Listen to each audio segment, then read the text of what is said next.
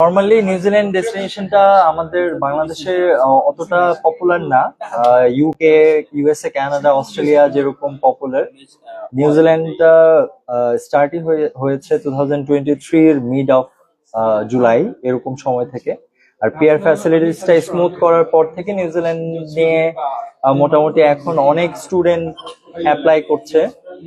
So 24 এবং 25 সালে আপনার প্রায় ওভার 10,000 স্টুডেন্টস বাংলাদেশ থেকেই ভিসা পেয়েছে।